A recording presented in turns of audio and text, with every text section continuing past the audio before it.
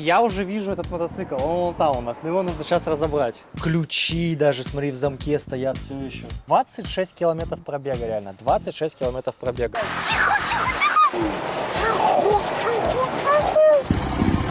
Ребят, мы сломались. Счастье было недолгим. Блин.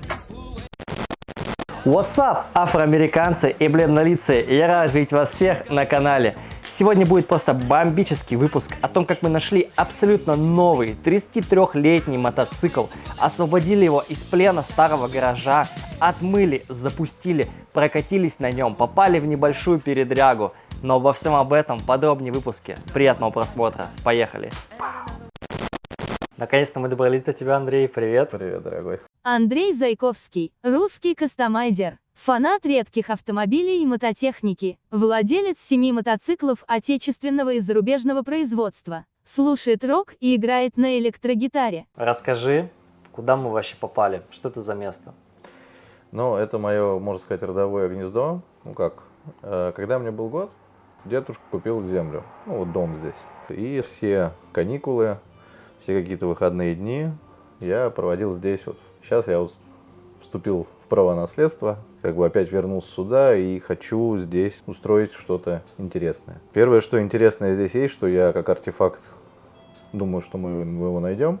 Здесь есть гараж, в котором я не был, ну, наверное, больше 10 лет. Там должен стоять мотоцикл Днепр 90-го года выпуска, новый. Он как сошел с конвейера моей бабушке по обмену заводов, она на заводе работала, красный пролетарий, и ей в качестве зарплаты предложили как бы забрать техникой. Мотоциклом было некому заниматься, никто ничего не умел, никто ничего не делал. И он у нас кочевал из гаража в гараж методом толкания. И где-то, наверное, в 2002 или 2003 году я его завел, все-таки смог завести его, на нем проехался и все. То есть там проезд был, ну не знаю, там до местной речки и обратно. Это, короче, был единственный выезд этого мотоцикла за все время его жизни, правильно? Да, да, совершенно верно. И он, собственно говоря, в первозданном состоянии. Ну, может быть, какие-то, не знаю. Я его не видел уже очень давно, поэтому вскроем гараж, посмотрим. Будет интересно, что там. Я предлагаю нам всем отправиться в этом выпуске на поиски того невероятного мотика, затерянного на 10 лет. Погнали. Мы добрались до того самого гаража, он такой аккуратненький тут за рамочкой вход. Мы сможем зайти-то вообще? Каковы прогнозы? Надеюсь, что да. Начнем с самого гаража, в котором находился Днепр. Его внешний вид просто кричал о том, что мы в него зайдем и не выйдем, потому что он сложится и убьет нас. В каком хреновом состоянии он находился за эти 10 лет, ну, жизнь его просто не пощадила. Сейчас попробуем открыть. Такой ключ один чего стоит вообще из тех времен, еще из той жизни. Так. Я же хотел сказать, уже думал, открылся прям так легко. Опачки. И... О, ребятки, вот это мощно у нас, вот это мощно. Ну да, тут только реально летучие мыши сейчас не вылетают у нас, уже очень необычно. Да. Прикол, сколько здесь всего, сколько здесь всего. Когда мы открыли этот гараж и попали внутрь, Матерь Божья, откуда там столько паутины, я даже не представлял, что за 10 лет может образоваться столько паутины в гараже. Там просто живут тарантулы, я не знаю, там птицееды какие-то, откуда столько паутины. Это было реально жестко. Я уже вижу этот мотоцикл, он вон там у нас, но его нужно сейчас разобрать. Нас точно не съедят, там еще хуже просто обстановка. Не знаю насчет того, что не съедят, но паутины здесь масса. О, давай, погнали. А прикинь, если это все горелкой сжечь, она будет... Да, вместе с гаражом, да. Вот это нормально. Вот это вот можно со страху воспользоваться вот этой вещью, если что. О, Дима, смотри, какая штука. Ну что, проходим дальше. Здесь есть вот запчасти от Галанта. Это Галант. Нет, это дверь Сигма, вот это Галанта двери. Сигма, вот это Галант. Открыли от Галанта, от 30-го. Ну и, собственно говоря... Вот он мотоцикл. Ух ты ж, блин. Сколько можно паутину собирать? Ключи даже, смотри, в замке стоят все еще. Да, да. Офигеть. Ну как я его тогда поставил, так и все. И офигеть, ребята, это бомба, просто вообще, реально. У него состояние вот чисто нового мотоцикла. Такой в маслице чуть-чуть даже, смотри. Глушитель от запорожца. Это глушитель от запорожца. Причем из нержавейки сваренный. Из нержавейки. Можно самогонный аппарат состряпать. Можно. Это у нас кассетная магнитола какая-то. Витек. Кассетная магнитола Витек. Не Нормально, просто сокровища кассетный уже монитор. начинают находиться. Она еще снимается. Вот Это так чтобы, вот. я понял. Чтобы не Это стырить. Типа, чтобы не стырить, это типа бумбокс, короче. Прикиньте, технологии раньше были, да, так вот за ручку, короче, носишь мафон из машины. Ну это вообще, конечно, жесть лютая. Дверь Mitsubishi Sigma. Канистра простая пластиковая. Кронштейн от канистры на нем. А это с него, да, кронштейн уже пошел? Кронштейн вот здесь ставился. Прикольно. Можно канистру, да, поставить было? Да. Класс. Короче, у нас комплектный мотоцикл просто, ребят. Кроме оригинального зеркала, здесь все комплектно. Я жду не дождусь, когда мы доберемся до трона до этого. До трона, да. Гамак, кстати. Помню историю с таким гамаком. Я когда был маленький, у бабушки в саду тоже был такой гамак. Пиши в комментариях, у кого был такой СССРовский гамак. А? Представляете состояние, вот, представляете, раньше вещи делает. Сколько он валялся в гараже, и он прям, вот его можно реально постирать, почистить и пользоваться дальше. Качество, конечно, с сегодняшним днем не сравнить. Потому что отечественное, как Никита. Я отечественный. Руль от запорожца. Руль от запорожца, кстати. Нет, это не от запорожца, это от ГАЗ. А ГАЗ вот? 50, от ГАЗ 69, по-моему. Вот это от ГАЗ-69? По-моему, да. ГАЗ-69, пацаны. Это, кстати, уже можно, знаешь, как лофт интерьер использовать такую вещь. В общем, да, согласен. Ой, что творится. А ванна еще комплект трона. Да слушай, санузел целый есть. И куда ты его хочешь вынести? Дальше. Дальше, а потом его куда девать? Туда, к оператору. Давай, ладно, унитаз, может, к оператору отнесем. Во время разбора гаража, к сожалению, каких-то особо ценных или интересных вещей нами найдено не было. Естественно, кроме самого мотоцикла. О, уже пол проваливается. Ну что ты хочешь, он течет, гараж, конечно, сгнил нафиг. Я не успел снять, к сожалению, как провалился. А вот тут уже посерьезнее дырочка есть. Следующим шагом нужно было накачать колеса, чтобы мотоцикл сдвинулся, так как за 10 лет простоя воздух, естественно, покинул их. Андрей не любит перчатки, если что. Ему очень нравится копнуть хорошенько в грязь да поглубже. Да, я так люблю чувствовать грязь руками. Ну что, пробуем назад, да? За что тянуть можно? За все Не можно. знаю, за что-нибудь железное. Фонарь оторвешь. Вот, давай. За ручки. Оп. Подождем. Идет. Давай вместе идем. Давай, подожди. Раз, два, три. Раз, два, три. Так, теперь вперед. Так, у меня проблема будет с разгоном. Сейчас.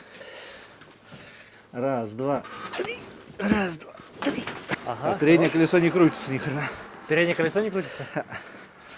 Похоже, что нет. Ну да. Она закисла нафиг. Тормоза зажала.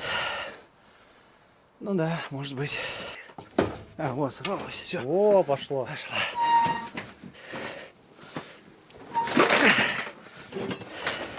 Так значительно легче. Зацепился.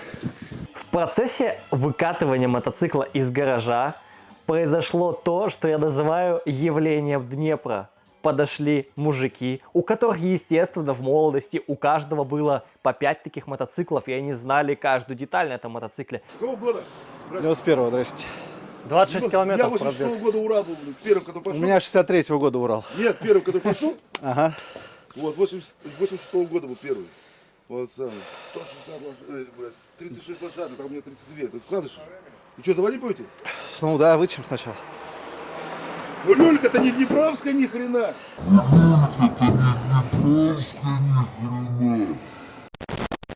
Это Днепровская. Да, Днепровская, Днепровская. Полностью Днепровский. Они сразу же стали говорить, что это не родное, а вот это родное, а вот это вот не то, а вот это вот все. Ну, короче, эксперты своего времени. Ее надо приподнять, мне кажется. Стой, стой, стой. Подожди. Вот что-то. За этот, цепляется на уголок. Подожди. А что сведущие горячки же были? Опа. Раз, два. Опа. О! Нет, я не смотрел назад. Слав, рядом даже стоит. С редуктором, да. Вик, блин. А больше Люлька ведущий. Да, Люлька ведущий. Вот ведущий Люлька. Ну, я смотрю, что ведущий коряк. Люлька дошли, бля. Мы, блядь, тут живем, работаем рядом и не знали. А мы живем. Но, тем не менее, они нам с радостью помогли выкатить его из гаража, потому что на этой сране заклинило переднее колесо, и вообще, ну, как бы, этот деревянный пол, порог оторванный, нам это было, ну, очень тяжело вытащить этот моцик просто оттуда, без чьей-то помощи. Поэтому очень классно, что они нам помогли. Спасибо им огромное. Смотри, вот так вот мы лазим за мотоциклами. Все грязное, все жуткое, что все такое грязное. Спасибо, мужики, что помогли. И вот, наконец, нам удалось заценить мотоцикл вне помещения. Боже мой, он еще прекраснее, чем внутри гаража.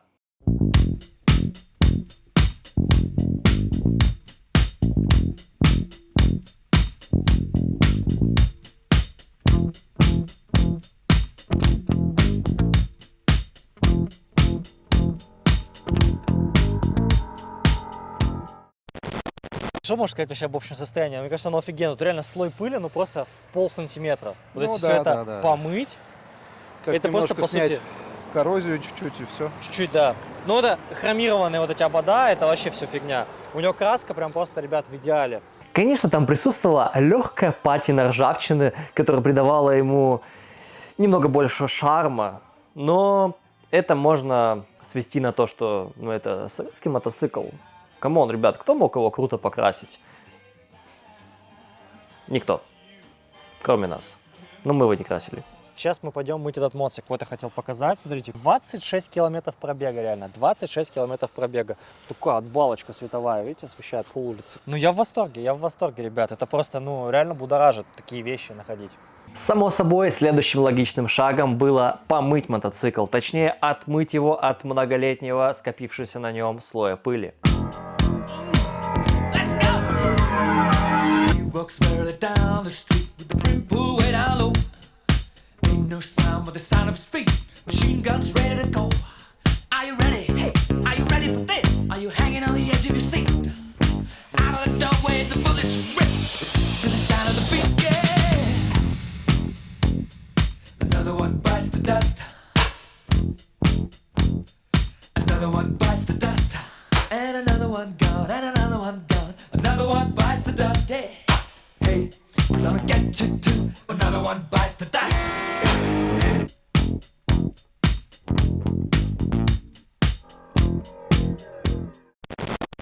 Незадолго до момента, как мы собрались снимать это видео про мотоцикл, Андрей, он же владелец данного аппарата, сказал, что на нем, по-моему, когда он ездил на нем последний раз, что-то было с зажиганием, что там, короче, не работало. И поэтому, естественно, перед тем, как на нем куда-то выехать, попытаться его запустить, мы поехали в Москву искать запчасти на этот Днепр, которых, естественно, нигде нету.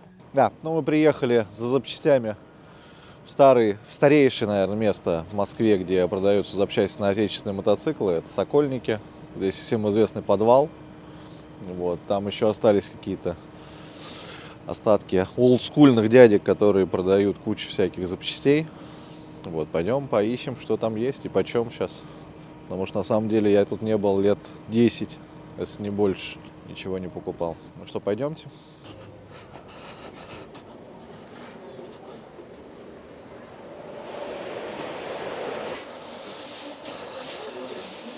Регулятор у вас есть, нет? На Урал-Днепр. 6 вольтов. 12. 12. Если есть, почем? Ну, такое установлено. Ну, это 6-вольтовый, наверное, еще, да? А, Или нет? скорее всего. Да, 6-вольтовый. 12 сейчас нет. Нету, да, 12? Я понял. Ну, запчастей нету. Вот, поэтому ищем дальше пока. Ну, 8 тысяч было на К-750. Ну, это как-то перебор. Поэтому посмотрим, что еще есть.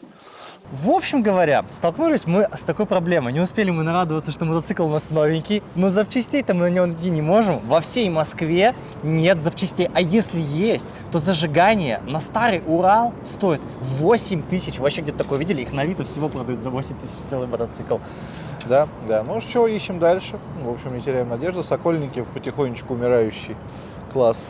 Для мотоциклов остаются только велосипеды и самокаты. Да, ты заметил, что вообще для мотиков просто была одна палатка, и там продавали, ну, я не знаю, это, ну, чисто, так, знаете, китайские какие-то глушители для скутеров, что-то такое прям, ну, как сказать, это вообще не прикольно. Даже и китайские запчасти уже тоже так как-то отходят на второй план. Чисто в Москве сейчас в моде велики, мотоциклы уже никому не нужны, велики и самокаты. Просто все, что было для мотиков, теперь принадлежит велосипедам и самокатам. Да. Так что Ну что, идем дальше искать. на Авито звоним, Да. ищем на Авито, Еще кто нам ищем. скажет. Да. Погнали. Зажигание электронное есть, да. пару Сколько штук. стоит? По-моему, в районе там 3500, может быть, даже чуть поменьше. Это полный комплект с катушкой, да? Нет, без катушки, но катушку можно, по-моему, к этому зажиганию оставить старую. Идем в какой-то магазин с запчастями на отечественную мототехнику. Посмотрим, что там. Антураж соответствует. Что, Андрей, что скажете, нравится деталюка? Мне нравится. Это прям то, что надо. Не знаю, посмотрим. Вроде, да, похоже. Это реально еще кто-то наши делает или все-таки это уже Китай? Ну, скорее всего, Китай, конечно. Скорее всего, Мы Китай. сделали под оригинал, а у вас, похоже, знаете. Да. Только она желтая была, да. Под Андрей не лезли бы в гараж, не знали бы вет, да? Ну да. Ну, Урал это ипотека. Че Урал это? Урал это ипотека. Ипотека. Взяли и, да, вкладываете. Поплачь о нем, пока он живой. Да. Все, нашли запчасти. Очень приятно, много человек. Нам все подобрал. Будем экспериментировать. Сколько бабосов получилось? 6800. 6800. Да. Это у нас все зажигание, да, получается? Да. 6800. Да, зажигание. А на рынке что, почем это было все? А на рынке получилось почти под 12. После поездки за запчастями нами была куплена катушка Урал за 750 рублей, реле-регулятор за 1550, электронное зажигание за 4200 и 2 высоковольтных колпачка за 150 рублей. Пакет нам достался абсолютно бесплатно. И вот настал день первого запуска этого невероятного мотоцикла.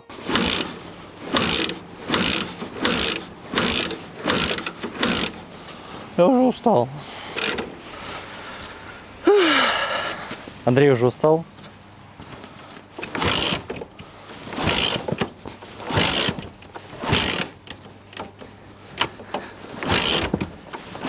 Зимой и летом я ебусь с мотоциклетом, часть вторая. А чё, вообще ничего. А как ты догадался? Может, ему быстрого старта? Который не работает ни хрена. Может, в нем будет работать. Ладно, тормози. Давай свечи выкручивать. Попробовав его запустить сходу, естественно, ничего не получилось. Андрей выкрутил свечи, прокалил их. Некоторые говорят, что это вообще бесполезно, типа у свечи температура рабочая очень высокая, ты никогда не проколешь. Я считаю, что на самом деле влажность эту убираешь из нее, и она ей становится гораздо лучше. Вкрутил обратно, потолкал его и, о боже мой!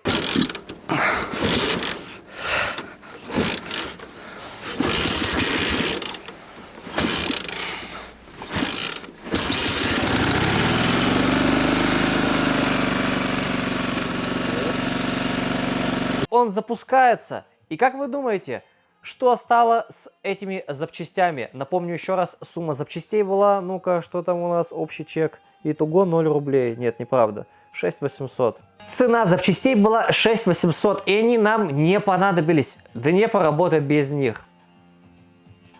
6800, ну, мимо, короче. Но он работает, это очень круто.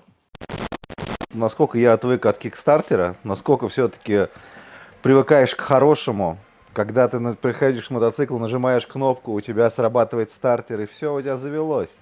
А тут ты мышечной силой крутишь 750 кубов отечественного мотопрома. Это, конечно, отдельная песня, отдельное незабываемое ощущение. Ни шлема, ни перчаток, ни как-то не утеплились. Но это же адреналин, он завелся, неужели? Накупили кучу запчастей, думали, сейчас будем долго его чинить. Нет, он завелся, поехали, конечно, поехали. Чё, Андрей, как ощущение? слезки щекам расположены. Ну, ощущения как бы жесткие, скажу тебе так. В общем, замерзли, очень хорошо замерзли. Ну и без шлема, естественно, ездили, что не советую делать. Все-таки техника безопасности должна быть. Ну а тут мы как вообще, как ребятня, увидели первый раз технику, которая заработала. И поехали. Я не чувствую рук!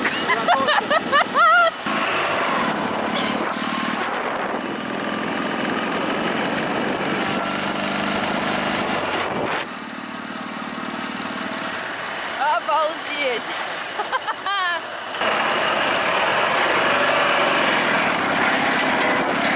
Давай, колпак лови.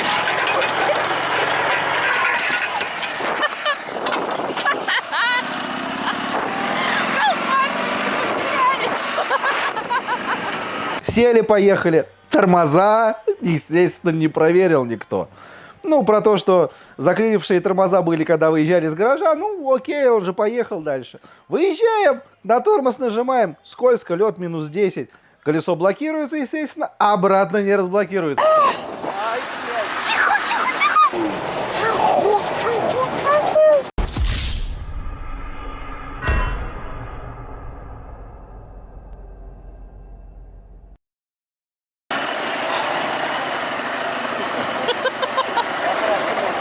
Мотоцикл несет навстречу, там грузовик, естественно, это страшно. Ну, как-то вот так боком-боком, грузовик в одну сторону, я в другую сторону. Вроде разошлись, но так это было, конечно, на грани. И тут неожиданно пришла весна в конце декабря. На улице +2, +3, все течет, асфальт сухой. Ну, как бы не выехать. Поехали. Шлем обязателен. Шлем это у меня для эндуро мотоцикла, достаточно легкий. Вот, я думаю, что на этих скоростях, которые мы ездим, он нам очень даже будет нормально. Все, поехали. На самом деле я уже отвык от посадки отечественных мотоциклов. Она больше, наверное, похожа на эндуро посадку, нежели на дорожный мотоцикл японского производства. Потому что на моем фыжере там посадка тоже прямая, но она как-то более удобная, что ли, не пойму. Что-то тут не то. Не пойму, что.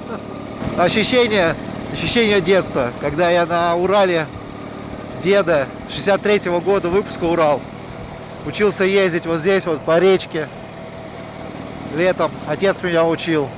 В 12 лет первый раз. В общем, забавно. Уже отца не было. Отец уже умер, и я приезжал сюда каждую зиму, все каникулы здесь проводил. Ну и приезжаем, колодец пересохший. Я беру Урал дедовый. Здесь вместо люльки была такая здоровый ящик, куда оставлялись 5 бетонов таких 40-литровых. И в соседнюю деревню за водой. В минус 30, в тулупе, без шлема. Главная большая проблема самая была, это тронус, потому что он здесь ведущая коляска, а там только мотоцикл ведущий.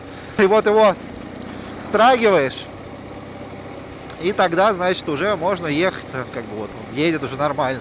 Мне всегда говорили, о, с люлькой ездить, это типа сложно так. Я говорил, я ездил всегда только с люлькой, поэтому не знал, как это. Без люльки. Я говорил, без люльки, мне кажется, сложнее, он же такой тяжелый. А сейчас понимаю, что да, без люльки проще, потому что мотоцикл ты положил, он вошел в поворот. Единственное, что он более устойчивый, потому что вот я сейчас еду, и, в общем-то, как бы особо так, ну, как на машине фактически, то есть, ну, ощущение обманчивое, конечно, начинает тормозить как передним колесом, он так начинает трепыхаться, как бы колесо блокировать, и чувствуется неустойчивость трехколесника. О, пошла внедорожка, ямы. Ямы. Яма.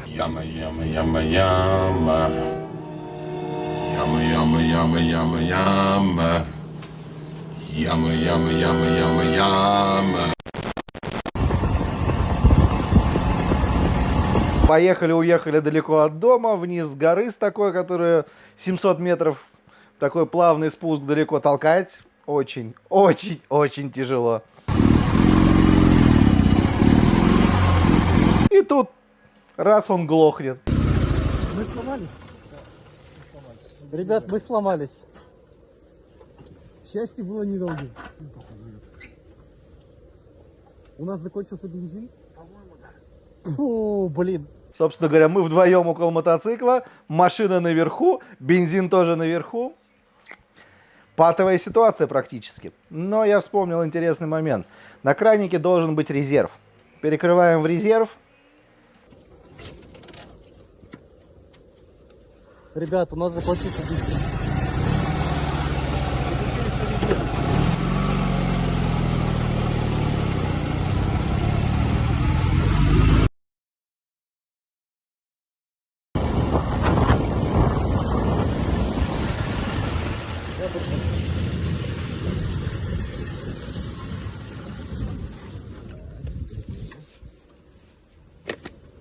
Днепр дает сбои. Дедовский метод запуска мотоцикла за 5 секунд. На передаче. Мы сломались под мостом. Экшен партнер. Давай, братанчик, давай.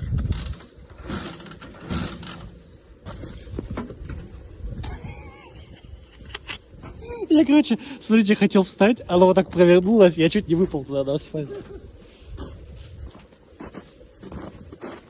Так. Экспресс-ремонт Днепра. Под мостом. Вот так это выглядит. Вот здесь мы ехали. И у нас закончился бензин. Но Андрей считает, что не все потеряно. И сейчас он его покачав сможет завести. Нам осталось доехать до гаража прям по фигне. Я такой открываю бак, смотрю, бензин вроде есть. Я говорю, ну, наверное, это точно бензин, что-то ему не хватает. Ну что, начали что-то думать, как нам оттуда выбраться. Вот здесь должен течь бензин, но он не вытекает. Надо за бензином пиздовать. Слушай, а резерв не работает? Не работает резерв? А может его заклинило, как-то можно постучать от того самого? От долгого стояния, видимо, засахарилось отверстие, которое на шпинделе ниже стоит, чем забор обычный. Так, что это?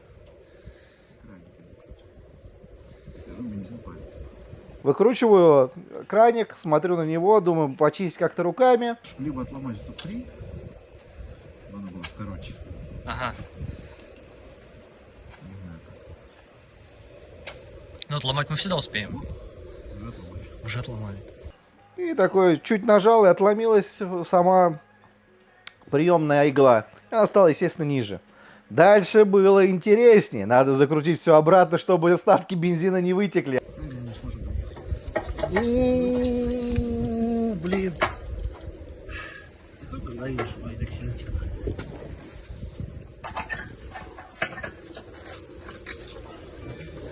То есть у нас есть бензин все-таки. Просто его мало. Понятно. Попер. Прекрасно. Супер, мы починились. Поехали. И вот что-то он завелся, поехали дальше. Вернулись, заправились сразу. Еще платить надо? Да. А мне кажется, такой мотоцикл наливать должны сразу же просто.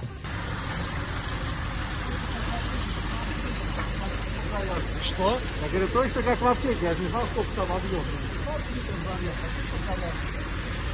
Заехали на заправку. И, в общем, теперь у нас бензин есть. Ну что ж, будем дальше раскатывать нашу технику. Смотрите другие выпуски. Так что, Андрей, случилось? Получается, мотоцикл сейчас поездил после долгого простоя и просрался, и все заработало, правильно? Да, но то, что работало, перестало работать. А то, что не работало, не работает. Надеюсь, вам всем зашел новый формат канала. Поэтому не забудь подписаться, чтобы не пропустить еще больше таких крутых выпусков. Всем спасибо, всем пока.